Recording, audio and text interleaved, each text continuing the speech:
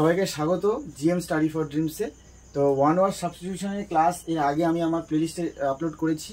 Article preposition থেকে শুরু করে ইডিয়মসের ক্লাস থেকে শুরু করে টেন্স, সাবজেক্ট, ভার্ব, এগ্রিমেন্ট, সমস্ত ইম্পর্টেন্ট টপিক যেগুলো এক্সাম ওরিয়েন্টেড, সমস্ত কিছু তোমরা আমার প্লেলিস্টে পেয়ে যাবে।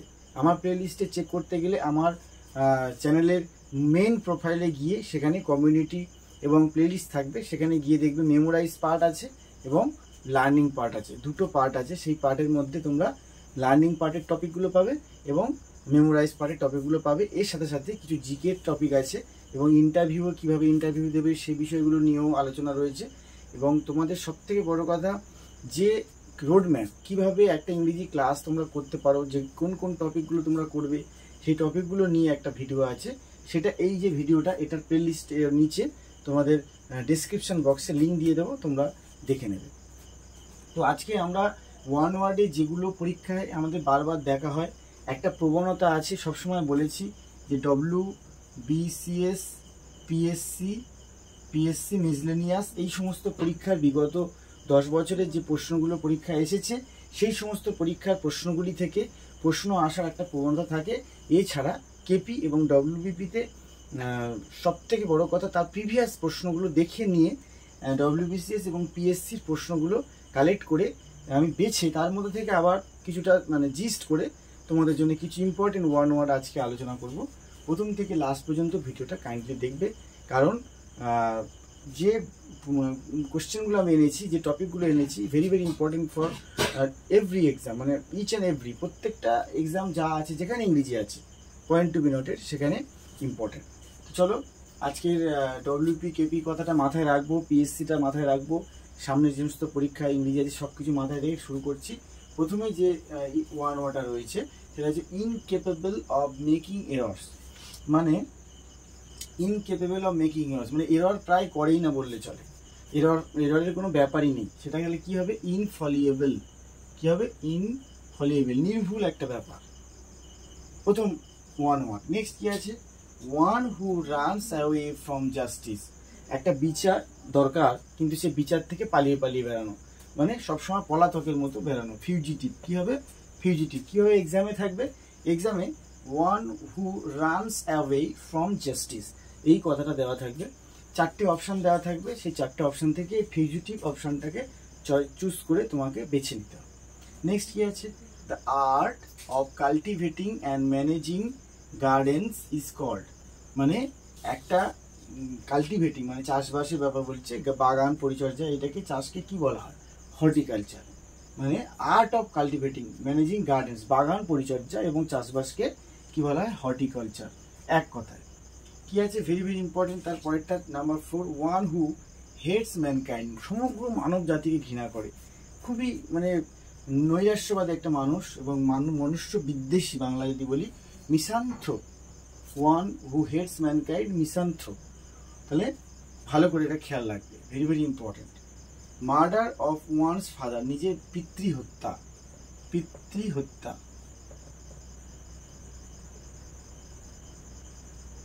পিতৃহত্যাটাকে আমরা কি বলবো? প্যাট্রিসাইড। প্যাট্রিসাইড, পিতৃহত্যা। নেক্সট কি আছে? A decision on which one cannot go back. একটা ডিসিশন, যে ডিসিশন থেকে আর পিছন দিকে আর ফিরে আসা যায় না। A decision on which one cannot go back. একটা ডিসিশন নেওয়ার পরে সেখান থেকে আর ফিরে আসা যায় না, তাহলে সেটা কি হবে? ইররেভোকেবল। ইররেভোকেবল, ইররেভোকেবল, ডিসিশন থেকে ফিরে আসা যায় না। তারপর কি আছে? ওয়ান হু নোজ এভরিথিং, মানে সব জানতা, মানে সব কিছু জানেন।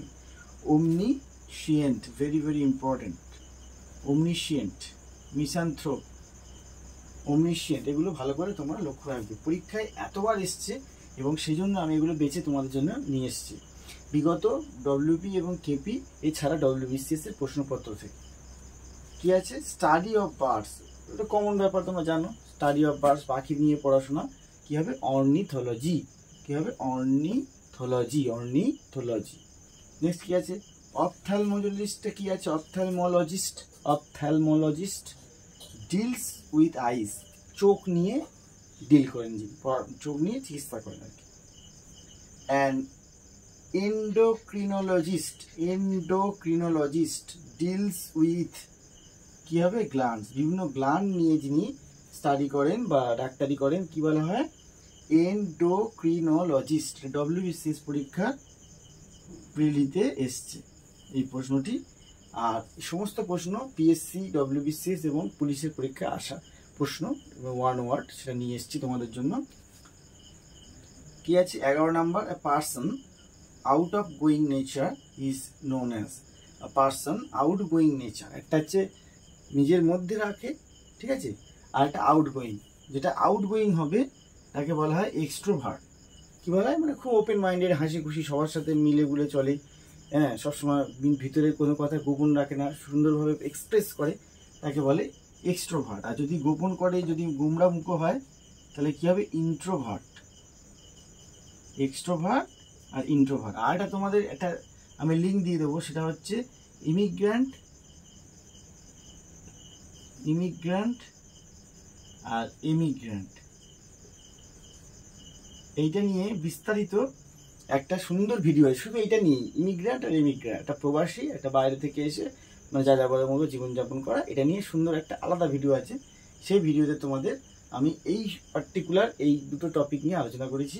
সেটা হচ্ছে ইমিগ্র্যান্ট আর এমিগ্র্যান্ট। এটা তোমাদের আলাদা করে এই ডিসক্রিপশন বক্সে লিঙ্ক দেওয়া থাকবে, তোমরা দেখে নেবে। ক্লাসটা অবশ্যই তোমাদের ভালো লাগবে। 11টা 1 আওয়ার সাবস্টিটিউশন পরপর তোমরা ভালো করে পড়বে, বারবার চালাবে, খাতায় নোট করবে, এবং বারবার অডিও ডাটা শুনলে তোমাদের অবশ্যই পরের ভিডিওতে বা যখনই পরের নেক্সট ক্লাসগুলো আনবো তখন এটা একবার দেখে নেবে, এটা আবার রিমাইন্ড করে নেবে, তাহলে মনে থাকবে। নেক্সট আছে তোমাদের, নেক্সট 1 ওয়ার্ড রয়েছে, সেটা হচ্ছে a person suffering from uncontrolled desire to steal. মানে চুরি করার ডিজায়ার রয়েছে কিন্তু সেটাকে কন্ট্রোল করতে পারছে না, আনকন্ট্রোল, ঠিক আছে। সেইটা কি বলবো? সেটা হচ্ছে ক্লিপ্টোম্যানিয়াক। অ্যাকচুয়ালি ম্যানিয়া এই কথাটা অর্থই হলো কোনো কিছু কন্ট্রোলের বাইরে, মানে সেই ম্যানিয়া হয়ে গেছে, মানে এটা ছেড়ে ও কিছুতেই বেরোতে পারছে না, ম্যানিয়া হয়ে দাঁড়িয়েছে। তাহলে ক্লিপ্টোম্যানিয়া কখন বলবো? যে চুরি করার মানে আনকন্ট্রোল ডিজায়ার টু স্টিল, চুরি করা থেকে কন্ট্রোল করতে পারছে না, চুরি করা একটা প্রবণতা ভীষণ। তারপরে কি যে এই প্রিপারেশন ফর কিলিং ইনসেক্ট, এটা ডব্লিউবিসিএস পরীক্ষার প্রশ্ন প্রিলি। প্রিপারেশন ফর কিলিং ইনসেক্ট মানে পতঙ্গ হত্যা, ইনসেকটিসাইড, খুব সহজ, কমন অপশন থেকে তোমরা সহজেই বেছে নিতে পারো। It's both plants and animals, সর্বভুক, প্রাণীও খায়, প্রাণী মাংস এবং গাছপালা, উদ্ভিদ এগুলোও খায়, তাহলে দুটোই, তাহলে অমনিভোরাস, সর্বভুক যাকে আমরা বলি। এটা আমরা মোটামুটি সবাই পারবো পরীক্ষা, কিন্তু এগুলো ইম্পর্টেন্ট।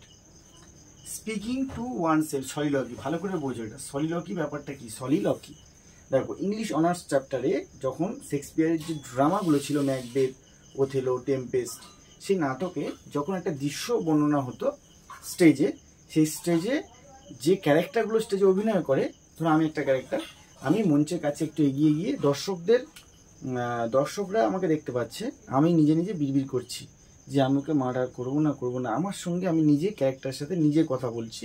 তো নিজের সাথে নিজের কথা, যেটা অডিয়েন্স শুনতে পাচ্ছে যে বিড়বিড় করছে, কিন্তু নিজের সাথে যে নিজের কথা, এটাকে বলা হয় সলিলকি। নিজের সাথে নিজের, মানে স্পিকিং টু ওয়ান সেলফ, নিজের বিবেকের সাথে বিড়বিড় করে কথা বলো।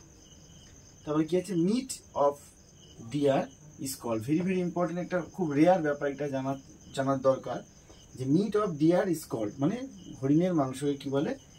ভেনিসন। কি বলে? ভেনিসন।